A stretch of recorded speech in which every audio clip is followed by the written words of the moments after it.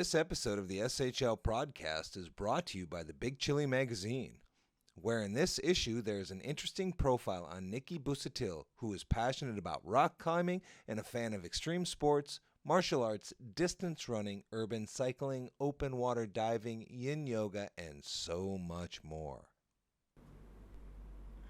Welcome to week 2 of the SHL News. I'm Zach Blocht, joined by Jesse Starosta and Joe Seavey.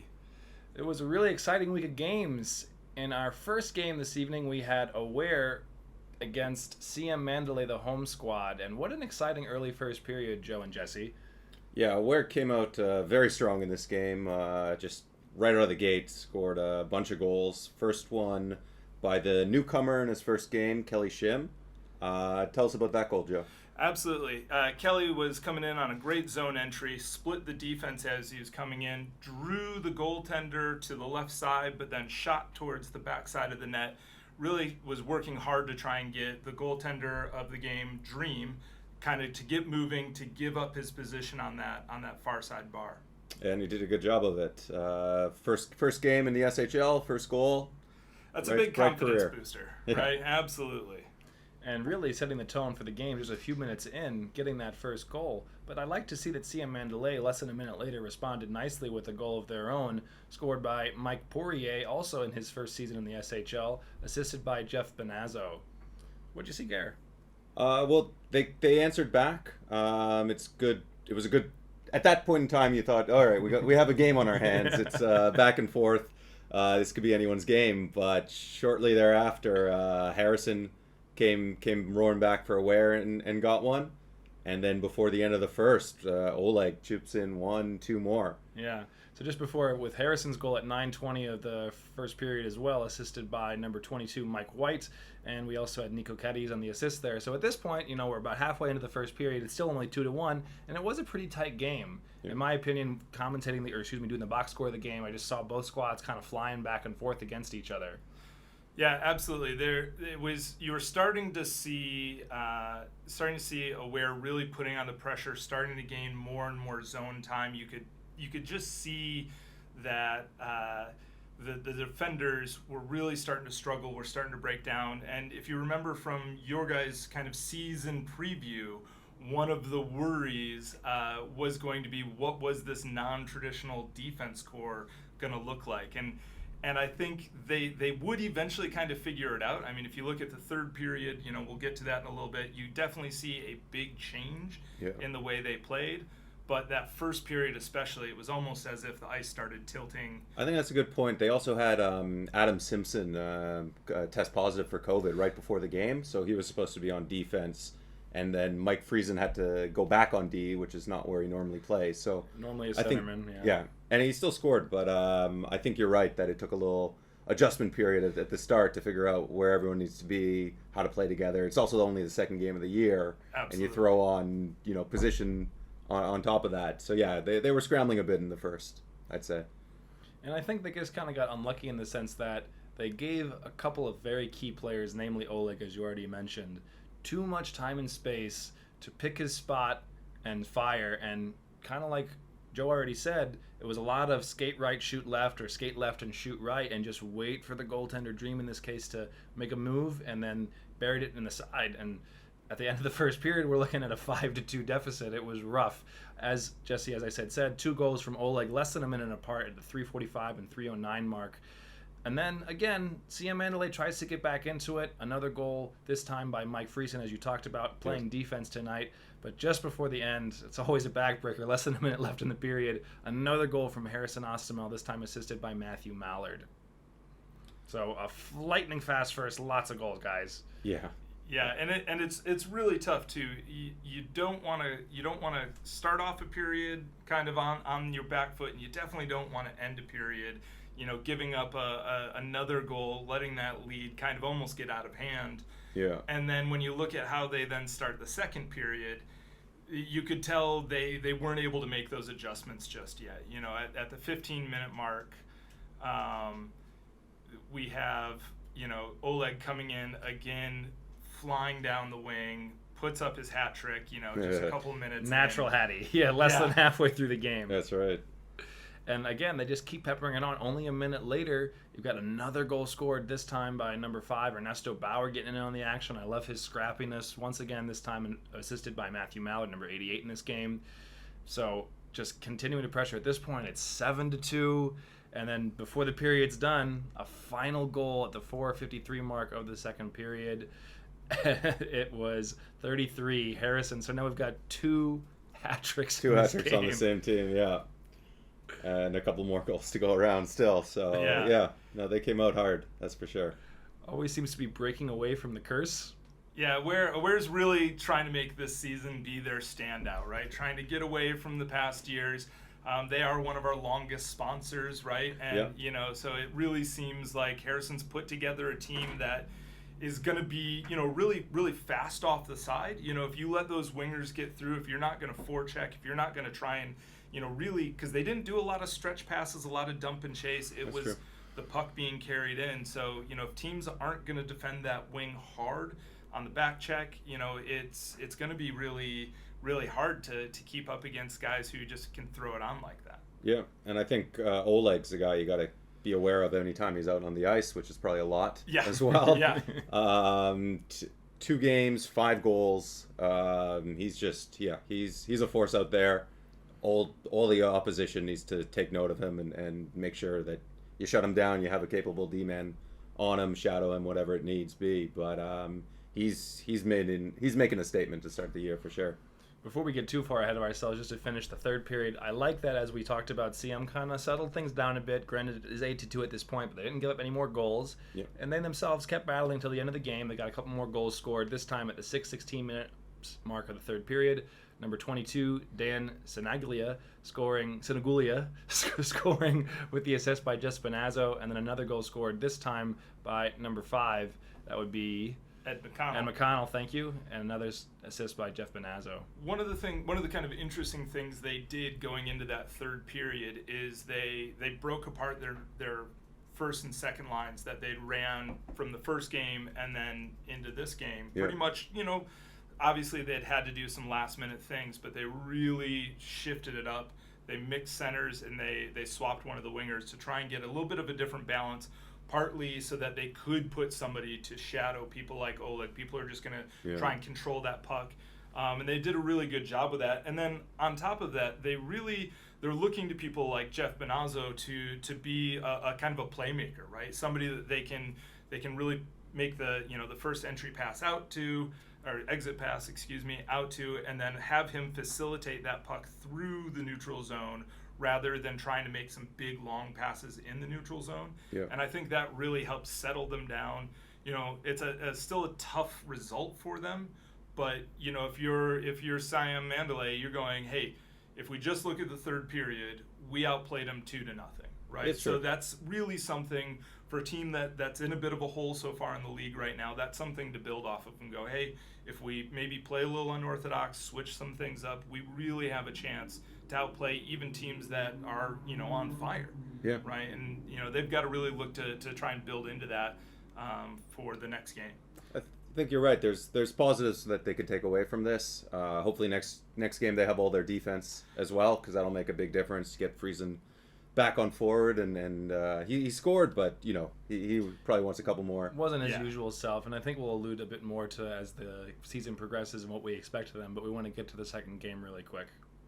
In our second game of the evening, we had Lexicon Lumberjacks visiting KCG. And once again, we had a relatively quick start with the goal scored in the first period, though it took about 10 minutes for both teams to kind of feel themselves out. And what turned into a tight affair then kind of became one-sided before, at the end, we'll see it got tight again. I think this was probably the most exciting game of the night, in my opinion. It had a real different feel to it from the first game. Again, you see both goals in the beginning of the game. Both teams are slow to get goals on the board, but when they did put goals up, they put them in pretty rapid succession. Right, there was a lot. It was kind of feeling each other out, trying to look for where they could make moves defensively or offensively, But when they piled it on, it was a game of momentum almost, I guess you could say. Yeah. I think that's how it felt like on the ice as well. It was you played in this game. At the start, it was kind of like a boxing match, feeling each other out. Not much action or anything like that. Lexicon kind of hit the first strike, scoring in the first, but it still seemed pretty even. But then they opened it up in the second. They got 3 goals unanswered? Yeah, so 2 goals? Two goals But unanswered. both of you guys played against each other in this game, so that was something exciting. I don't know if you guys actually were on this ice at the same time together. Yeah, sure there were a couple of moments, absolutely. Yeah. Got to keep your head up, right? That's right. You talking to me or him? But in the first period, Lumberjacks. Oh, Yari. Yari Yari. Erikainen. Yari Erikainen with the goal scored from Kim Arola on the assist. So going into the first period, like we talked about, tight game. I should say going into the second period, tight game, just a 1-goal game. And I really liked both goaltenders in this game. I think both Lancer and who we had in goal, Gabber. Or was Gabber? Sorry. Gabber really played well. It was an exciting match all around from offense, defense, and goaltenders. Yeah. Yeah, absolutely. As we were really getting settled in that first period, kind of trading those blows, trying to find the spot. What's kind of fun about this game, I thought, was how much of it came in those big rapid bursts. The Lumberjacks scored the first 3 straight up, creating a big lead, but they really didn't keep the pressure on nearly enough. You don't want to say we took our foot off the gas, but it felt that way because. You look in the third period and 7:51, 5:15, 4:12, just back to back to back, great goal scoring chances. But they did it in all 3 different ways. Yeah. A shorthanded goal, a power play goal, and then an even strength. It was a real scrappy third period. The whole game was. None of these, in contrast to the first game where we saw a lot of open ice, a lot of individual skill, in my personal opinion, this game was a lot more, grind the puck out of the corner, throw it across the goal mouth, try and get something happen. I think we had 1 or 2 deflections in this game or, things like that. So there were a lot of goals close and around the net, rebounds, tips, that type of stuff. So it was a bit more of a grinded out kind of a style, which I enjoy. Yeah, it was interesting. We were down 4-1, I think, with 6-7 minutes left to go in the third. Yeah. And managed to just come back, take the lead. Yeah. And then coughed up the lead and then lost it in overtime. We'll get there. But we want to credit the goal it was scorers. A crazy back and forth game for sure. We want to credit the goal scorers. So scoring totally for Aware, we've got Dennis Omelka in the second period, Justin St. Denis captain with a goal, assisted by John, FBI John, and number 9, Mark Vatsis. Yep. That was actually a really interesting goal too because it started at the goal mouth with a scrum looking for the puck. It was down in the feet. It got kicked back out to the defense, and it was one of those ones where it was a strong, tough play down in the corner by Vatty, who popped it back into the slot, and John was able to make a beautiful pass to the backside. Gabber was trying to make a move across, but just couldn't quite get there before Justin, hammered it home. Like we alluded to, finally the Lumberjacks, or I should say was it Lumberjacks or KCG? KCG. Finally KCG able to get back in this game a little bit. They were scoring their first goal of the game, this time from David Bohr, another grinder. Second goal in 2 games. He's been coming out really strong. He was actually injured in this game too, so hopefully he's recovered for the next one. But he's been playing great. Hurt his shoulder. Yeah, a bit of a shoulder injury. But you had the assist on this goal along with, I think it was Alistair. Yeah. There's a 4 and there's a 44, so it might have been Alistair. It might have been Grant. Might have been Christoph. It was Grant. It was Grant. Okay, thank you. And then, like we talked about, just 5 seconds left. We have an all-tie line goal. Peem from Pon and Hideki. So that actually ended up paying huge dividends. 5 seconds left in the second period. As you talked about, Jesse, going into the third, this makes it 4-1. Kind of looked like, from a commentator's perspective, that this game was a bit over. That one hurt at the time because we finally got on the board. We were trying to build momentum for the third period. Figured, all right, get the first, then start building it back, and they answered right away. But you guys just kind of chipped away at the third period, just a little bit. We didn't give up. We kept going, kept grinding. Goal scored by Alex Phelps. Dom. Yep, sorry. That goal by Alex Phelps was a real momentum changer. That was a big one. Game.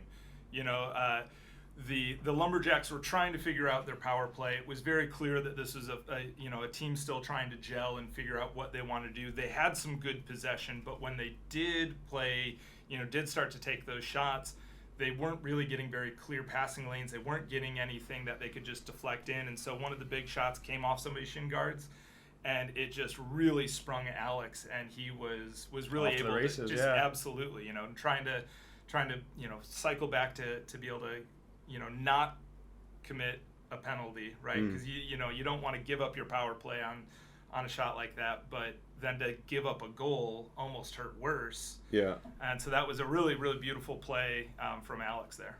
Yeah. And as I recall, I think there was a delayed penalty being called, so we were shorthanded, but we had the goalie pulled, so Exactly. it was 5-on-5, but we were technically on the PK, so Yeah. nice shorty by Alex there. And then using that power play advantage, you guys scored again. This time, Roman Laren getting in the action with the assist by Alistair Fawcett, so a DD goal. Yeah, yeah, and two goals for Roman in 2 games. One of the other things I'm liking about our team is our goal scoring is pretty spread out. So Very balanced. Very balanced. The goals are coming from everywhere, offense and defense as well. Roman, Alex getting 1 each in this game, and I think Roman definitely got 1 last game as well. Alex played well, but maybe only a few assists. Less than a minute later, you get the tying goal. This time it was Jan Isaacson, huge Thai national team player, assisted by Brandon Vick. And at this point, as again, watching this game, like, oh my gosh, I can't believe from a 3-goal deficit, these guys have come back. You guys have now tied the game. And then just over a minute after that, you get Nick Lamson from Jesse Captain giving you guys the lead. Yeah. So the game completely switched on its head in a less than 5-minute period. Absolutely. I mean, the wheels had fallen off our bus at this point, right? And so one of the things we did is we also changed up our D lines a little bit to try and stem the tide. But at this point, it was a little bit late. We were going, what are we going to do? How are we going to make this happen? Yeah. And it was, again, one of those things where you just felt the ice start to tilt in the other direction. And, especially by that point in the third period, everybody's starting to feel a little gas. People are, struggling to make that change at the best time. And, unfortunately, we gave up a really good goal, but Oh, it was a beauty goal by Nick. Yeah, But- absolutely. Yeah, Just a not much of a laser. chance on that one. No, just the laser, and you go. He had a what are we cannon. gonna That's do? right. That I'm sorry to interject, but that was a cannon. Yeah. I remember this now. He had a slapper that just was a singing ice shot. Yeah, absolutely. High blocker side, just a tough thing to be able to try and even get to, much less stop. So that was a beautiful goal for KCG there, and really, you just felt everybody tighten up and go, uh-oh, Yeah. did we really just blow this thing? Well, yeah, that finished the comeback. That's where the game ended. Luckily, that's the end of the story. KCG win. Great stuff. Unfortunately No. not. Give you guys a ton. I mean, to be in that deficit, to have that entire momentum swing, like a gut punch, you're down to desperation here. You guys pulled the empty netter, and you've got less than 30 seconds left. You guys get the tying goal. So we had set up in a stoppage. We'd set up where we wanted Lancer to come off the ice. We were able to get that extra skater on the ice, and we were able to hold possession for a while. And that there was one flub where we thought, are they going to be able to ring in a long distance empty netter? But we were able to get it back, bring it in. As I recall, the net was empty for a long time. We had some shots. A couple got deflected out of the way, maybe an icing here or there. But is empty for almost 3 minutes. yeah, it was there for a while.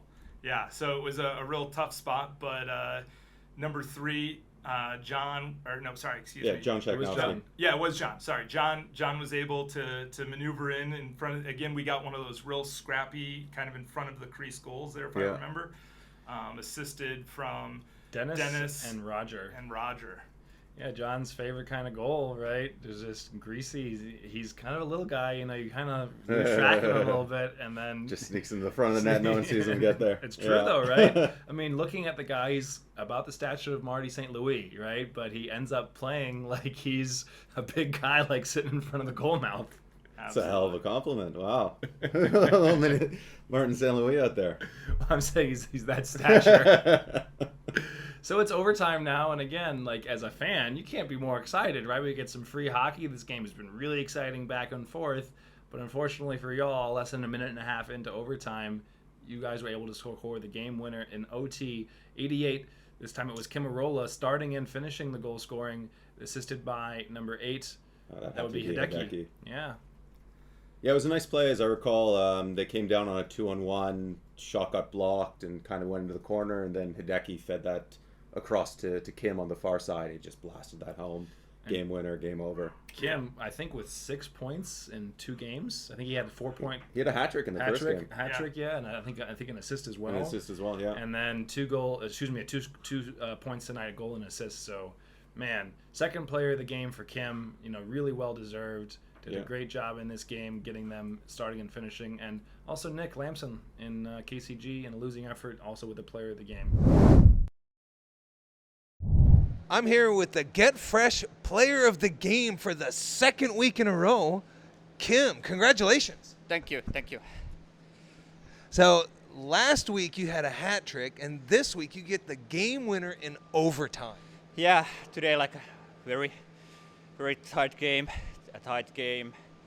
and actually very tired now. Try to talk, but yeah, today's good game too. But well, And so when you scored that game-winning goal tonight, what was going through your head? actually, like I have couple chance, miss it, and that make a little bit more motivation. And Hideki give me very good pass front of the net, and luckily go in too. Excellent. Well, congratulations again. Thank you very much. Thank you. Yeah, Nick played great. That goal was really Just nice. phenomenal. Beauty. Yeah. And he was playing hard all game, so yeah, he deserves that as well. Before I forget, with his hat trick, Oleg got the player of the game in our first game, and I believe in the future Dom's going to have those interviews for you. I'm here with the Get Fresh Player of the Game, Oleg. Congratulations. Thank you so much. Thank you. So you got your second full-time game in the SHL, and you get a hat trick. Yeah, I try to do my best, yeah, and I was lucky today. And my partners helped me to do this. Well, it was a great game, 8-3. Yeah, because we lost the last game, and we just have a discuss about this game and try to fix the lines and play much better. And we did. Excellent. Well, thank you very much. Congratulations again. Yeah, thank you so much. Try to see the next game. I'm going to make the poker. Okay, Or maybe I'll shoot 5. Looking ahead to next week's game, sorry. Oh, I was going to say one last thing that was interesting, as opposed to the first game, is that for both teams, KCG and Lexicon, not a single double goal scorer. All of those goals were scored by different players. You're seeing, some really diverse talent coming across in both of those teams, and I think that's a big part of what made that game I think so you're right. competitive. Yeah. That's true. 11 goals with 11 different scores. Yeah, I mean that's Balance. rarity. So we've got kind of an interesting situation for the league coming up. We actually have a bit of a bye, an early season bye due to some local tournaments. We're going to be off for 2 weeks, and so our next games will be November 13th. And with the starting game at 8:30, we'll have KCG versus SiamMandalay. Are we 13th or 7th, I thought? No, I believe Oh, the it's 7th 13th. is the... Oh, shoot. All right, I got to update my team. And then in the nightcap at 9:30, we're going to have Lexicon Lumberjacks facing off against Team Aware. So this is going to be the final game of the early season where each team is going to have played each other once. So either you guys have any ideas about what's going to happen? So you guys haven't played, for example, Siam yet. We must be up against SiamMandalay. SiamMandalay. It'll be interesting. They're coming off 2 losses, so we'll see if they make any changes or how they go about that. We'll see who's in net as well. They might go with a backup after starting Dream in the first 2. So that could be interesting. And I'm looking forward to the Aware Lexicon game because Lexicon's in first with 2-0. Yeah. Aware's looking good, and that firepower Absolutely. could be interesting. And I think Ben's back. Yes. So he might get the first start of the year as well. Yeah, we're hoping by that point we're hoping Ben should be back. He'll be taking that net. I think it's going to be really interesting looking at, Lexicon has a pretty well-rounded defensive core, but nobody on that defense quite has the speed that you see with Aware's wingers. And Ken with the didn't, exception- Ken didn't play last game, That's but true. he most Ken definitely does. That's true. That is very true. Yeah, Jesse, what are you going to do with your goalies, by the way? Next game we'll be starting Bell. Okay. Is that his first start of the year? No, second. Okay, He started second, the first so- year, okay, first thank game you. against Aware. Thank you. So that's going to be exciting. So for me, just kind of going into this game, and granted, it's only 2 games in, looking preseason and seeing Mike Friesen and Stasny as your 1-2 centers, I thought it was going to be done, right? And they had a really great first game, SiamMandalay. They just kind of lost, and finally in the third period, it was a really tight game. So that one kind of gone either way. But you see Friesen looking at an early 0-2 hole. You kind of understand, think about what he's going to try and do to spark things up. Well, I think they're going to come out hard next game. That's for sure. We'll have to be ready. Absolutely. And I think, one of the things that they'll probably look at is what kind of line combinations do we need to really roll to support, whatever game plan we want to run. I think Friesen will really look at maybe shifting, especially if there is that potent offensive threat. Can he shift somebody to be playing a more shadow role, or almost like a basketball box and one, right? Can you run somebody to really hound away the team's best scoring chance, right? So that you can maybe get some better zone exits from the other side of the ice. And you wonder too, is he maybe going to make a change in net? Granted, it was a pretty tough game for Gabor, so will he go to Igor instead? For Dream. Yeah. Or, excuse me, I meant to say Dream. Forgive me, and maybe go to Igor instead. Dream is really streaky though. I mean, Dream can steal games. Oh, Dream's right? a great goalie, and he played great in the first game as well. Yeah. So I think he's the starter, but 2 games in a row, you might want to go to the backup for the third. There's going to be 3 games in a row as well in the end of November, so he's going to have to think about maybe giving one guy a rest. Yeah. Something to think about. Absolutely.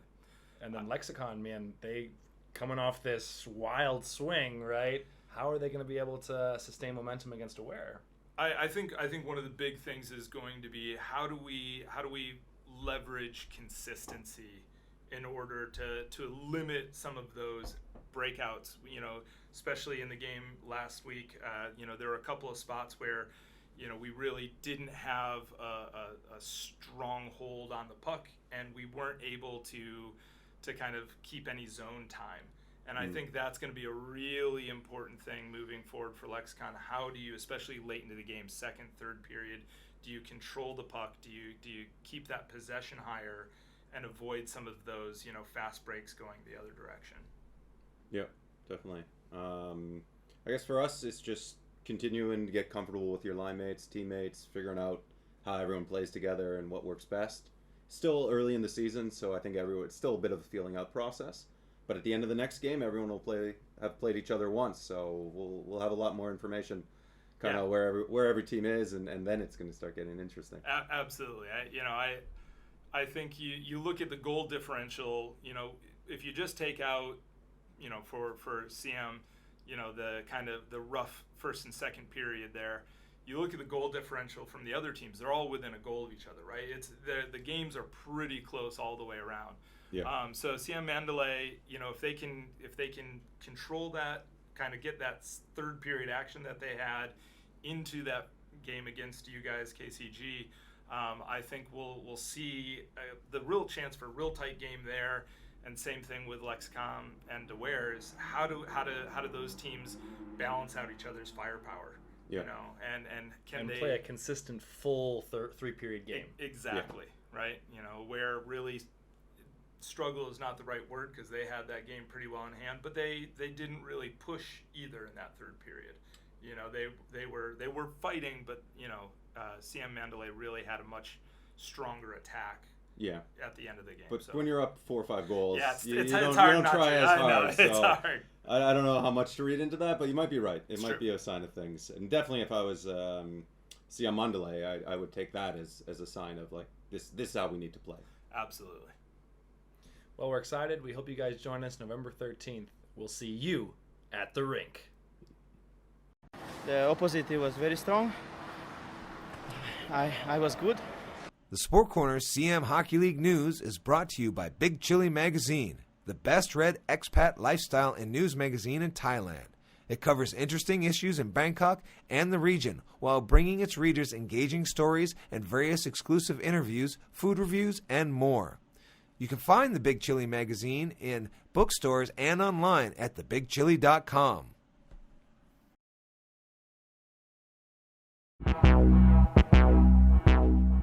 The music for the opening and ending credits are brought to you by DJ Caucasian.